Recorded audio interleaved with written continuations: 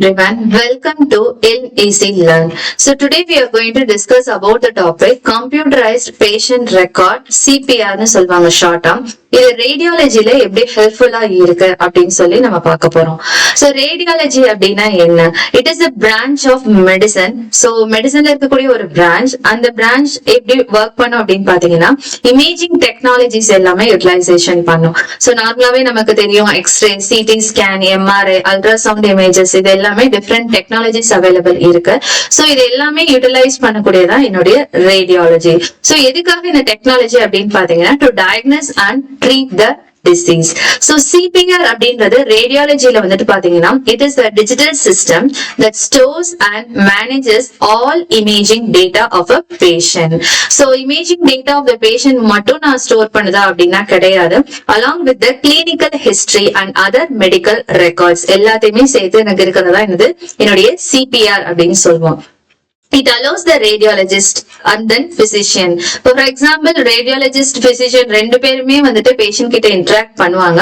So அவங்கனால வந்துட்டு அந்த டேட்டா இமேஜஸோ அதுக்கப்புறம் பாத்தீங்கன்னா பேஷண்ட் ரெக்கார்ட்ஸ் எல்லாத்தையும் ஆக்சஸ் பண்ணி எனக்கு அனலைஸ் பண்ண முடியும். அதுவும் எப்படின்னா ரொம்ப குயிக்காவும் அக்யூரேட்டா பண்றதுக்காக தான் இந்த CPR in radiology will be helpful. So இதனால எனக்கு better diagnosis and treatment planning is possible. So importance CPR வந்து ரேடியாலஜில எந்த அளவுக்கு இம்பார்ட்டன்ஸ் அப்படின்னு பாத்தீங்கன்னா எனக்கு சென்ட்ரலைஸ்ட் ஆக்சஸ் இருக்கும். சோ எல்லா பேஷண்டோட இமேஜிங் அண்ட் ரிப்போர்ட்ஸ் எல்லாமே ஒரே ஒரு சென்ட்ரலைஸ்டு சிஸ்டம்ல இருக்கணும். சோ நெக்ஸ்ட் பாத்தீங்கன்னா ஃபாஸ்டர் டயக்னோசிஸ். சோ டாக்டர்ஸ் வந்து இன்ஸ்டன்டா என்ன பண்ண முடியும்னா பேஷண்டோடைய பாஸ்ட் அந்த கரண்ட் ரேடியாலஜி ரிப்போர்ட்ஸ் வந்து வியூ பண்ண முடியும். அதனால ஃபாஸ்டர் டயக்னோஸ் பண்ணலாம். சோ இது வந்து டைம் சேவிங்கா இருக்கு. சோ பேப்பர் ரெக்கார்ட்னா சர்ச் பண்ணி அதெல்லாம் எடுத்துட்டு வந்து பாக்குறதெல்லாம் ரொம்ப டைம் ஆகும். பட் இது எல்லாமே அட் த டைம்ல சிஸ்டம்ல வியூ பண்ணிடலாம். அதே மாதிரி இதை வச்சுட்டு பெட்டர் டெசிஷன் மேக்கிங் எடுக்க முடியும். ஏன்னா வந்து ரேடியாலஜிஸ்டா இருக்கட்டும், பிசிஷியனா இருக்கட்டும், அந்த பேஷண்டோட ஹிஸ்டரியை வச்சுட்டு இமேஜஸ் பத்தி இன்டராக்ட் பண்ணி அவங்களுடைய டெசிஷன்ஸ் வந்து ரொம்ப அக்யூரேட்டா ஆக்க முடியும். நெக்ஸ்ட் பாத்தீங்கன்னா ஷேரிங். சோ டிஃபரெண்ட் ஸ்பெஷலிஸ்ட் வந்து அந்த ரிப்போர்ட்ஸ் வியூ பண்ணும் அப்படின்றப்ப என்னால ஈஸியா வந்து ஷேர் பண்ண முடியும் then in the paper format. So security பேஷண்டோட டேட்டாஸ் எல்லாமே வந்து செக்யூர்டா வச்சிருப்பாங்க. அதனால டேட்டா ப்ரைவசியும் என்னால ப்ரொவைட் பண்ண முடியும்.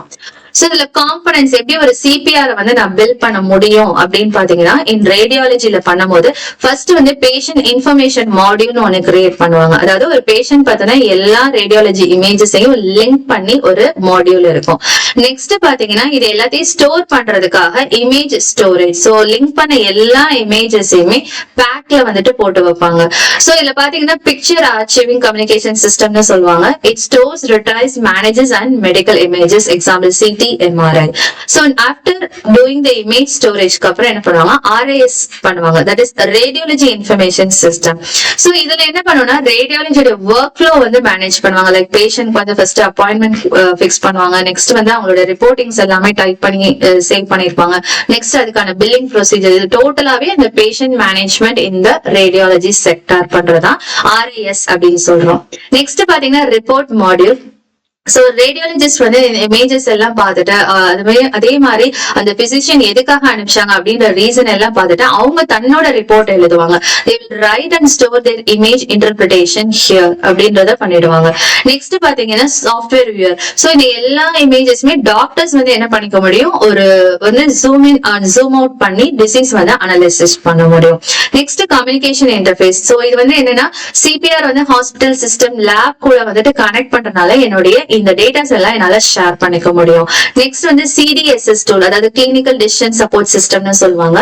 இது வந்து ரேடியாலஜிஸ்டுக்கு வந்து ஏதாவது அப்நார்மாலிட்டிஸ் இருக்கா இல்லையா அந்த இமேஜ் அப்படின்றத என்னால அனலைஸ் பண்றதுக்கு சப்போர்ட் பண்ணும். எப்படி வந்து CPR வந்து ரேடியாலஜில ஒர்க் பண்ணுது அப்படின்றத ஒரு ஸ்டெப் பை ஸ்டெப் பார்க்கலாம். ஃபார் எக்ஸாம்பிள், ஒரு பேஷண்ட் வந்து வர்றாங்க, அவங்களுக்கு வந்து செஸ்ட் பெயின் இருக்கு அப்படின்னு சொல்லி வரும்போது டாக்டர் இமீடியட்டா என்ன பண்ணுவாங்க, அவங்க சொல்ற எல்லா சிம்டம்ஸுமே என்டர் பண்ணிக்கிறாங்க. CPRங்கிறது என்னது, நம்ம ஒரு ரெக்கார்ட் மாதிரி, ஒரு சாஃப்ட்வேர் ரெக்கார்ட் மாதிரி. சோ அதுல எல்லா டீடைல்ஸுமே என்டர் பண்ணிடுறாங்க. என்டர் பண்ணிட்டு இந்த பேஷண்ட்க்கு வந்து செஸ்ட் எக்ஸ்ரே கண்டிப்பா எடுக்கணும் அப்படின்னு ரெக்வஸ்ட் அனுப்பிடுறாங்க. சோ நெக்ஸ்ட் என்ன ஆகும்னா ரேடியாலஜிக்கு வந்துட்டு என்ன பண்றாங்க, CPRல இருந்து நமக்கு இன்ஃபர்மேஷன் போயிருது எங்க RISக்கு. சோ RISக்கு போனதுக்கு அப்புறம் என்ன பண்றாங்கன்னா கோஆர்டினேட் பண்றாங்க. சரி இவங்களுக்கு வந்து எக்ஸ்ரே எடுக்கிறதுக்கு வந்து நம்ம புக்கிங் பண்றாங்க, அப்பாயின்மெண்ட் வந்து புக் பண்ணிடுறாங்க. சோ புக் பண்ணக்கு அப்புறம் என்ன பண்றாங்க, நமக்கு எப்பயும் போல இந்த பேஷண்ட்க்கு வந்து எக்ஸ்ரே வந்து எடுக்கிறாங்க. சோ இந்த டிஜிட்டல் இமேஜஸ் எல்லாமே பேக்ல போடுறாங்க, இந்த பிக்சர் ஆர்ச்சிவிங் கம்யூனிகேஷன் சிஸ்டம்ல போட்டுடுறாங்க. சோ ஸ்டோர் பண்ணதுக்கு அப்புறம் என்ன பண்ணுவாங்கன்னா ரேடியாலஜிஸ்ட் இப்போ வந்து அந்த இமேஜஸ் எல்லாம் வந்து ஆக்சஸ் பண்ணி அவங்களால பேஷண்டோட ஹிஸ்டரி எல்லாத்தையும் சிபிஆர்ல இருந்து பார்த்துட்டு அவங்க அந்த இமேஜ் எல்லாமே கம்பேர் பண்ணிட்டு என்ன பண்ணுவாங்கன்னா ஒரு ரிப்போர்ட் வந்து ரைட் பண்றாங்க. சோ அதுக்கப்புறம் பாத்தீங்கன்னா இந்த ரேடியாலஜிஸ்ட் எழுதின ரிப்போர்ட்டை வந்து என்னோட சிபிஆர்ல வந்து ஆட் பண்ணிடுவாங்க. சோ இதுல என்ன சொல்லிருப்பாருன்னா அந்த ரேடியாலஜிஸ்ட் இவங்களுக்கு வந்து நியூமோனியா வந்து டிடெக்ட் பண்ணிருக்கோம் அப்படின்னு சொல்லி எழுதிடுவாங்க. அதை வந்து அந்த இன்ஃபர்மேஷன் வந்து சிபிஆர்ல சேவ் பண்ணிடுவாங்க. சோ தட் வந்து எந்த டாக்டர் வந்து இவங்களை சென்ட் பண்ணாங்களோ அவங்களால ரெஃபர் பண்ண டாக்டர் வந்துட்டு அந்த எல்லா ரெஃபரன்ஸையும் பாத்துக்க முடியும். லாஸ்டா வந்து இந்த டாக்டர் என்ன பண்ணுவாங்க, ட்ரீட்மெண்ட் பிளான் வந்து ஸ்டார்ட் பண்ணிடுவாங்க. சோ டாக்டர்ஸ் என்ன பண்ணுவாங்கன்னா இந்த கிளினிக்கலையும் ரேடியாலஜி இன்ஃபர்மேஷனையும் கம்பைன் பண்ணி அவங்களுக்கு வந்து ட்ரீட்மெண்ட் ஸ்டார்ட் பண்றதுக்கு ரொம்ப ஹெல்ப்ஃபுல்லா இருக்கும். சோ என்னுடைய இன்டகிரேஷன் வந்து இது ரொம்ப முக்கியம், அதாவது CPR, PACS and RIS. So இந்த பேஷண்டோட இன்ஃபர்மேஷன் சிபிஆர், அதுக்கப்புறம் ஆர்ஐஎஸ்ங்கிறது ரேடியாலஜி டிபார்ட்மெண்ட் மேனேஜ்மெண்ட் பண்றது, பேக் அப்படின்றது என்னோட இமேஜஸ் எல்லாம் ஸ்டோரேஜ் பண்ணி வியூவிங் பண்றது. சோ இதுங்க எல்லாமே இன்டகிரேட் பண்ணி ஒர்க் பண்ணாதான் complete and quick safe access வந்து இட் இஸ் பாசிபிள். சோ இதனால என்ன அட்வான்டேஜ் அப்படின்னா கம்ப்ளீட்டான ரெக்கார்ட் வந்து என்னால கிரியேட் பண்ண முடியும் ஒரு பேஷண்டோட டிசீஸ் பத்தி. அதே மாதிரி டயக்னோஸ் பண்றது ரொம்ப ஸ்பீடா பண்ணலாம். சோ எல்லா ரிப்போர்ட்ஸும் வந்துட்டு நமக்கு கம்ப்யூட்டரைஸ்டா இருக்கிறதுனால அதே மாதிரி ஹிஸ்டாரிக்கல் கம்பேரிசன் பண்ண முடியும். லைக் என்னன்னா past and the current images comparison is possible. அதே மாதிரி பாத்தீங்கன்னா இம்ப்ரூவ்ட் அக்யூரேசி.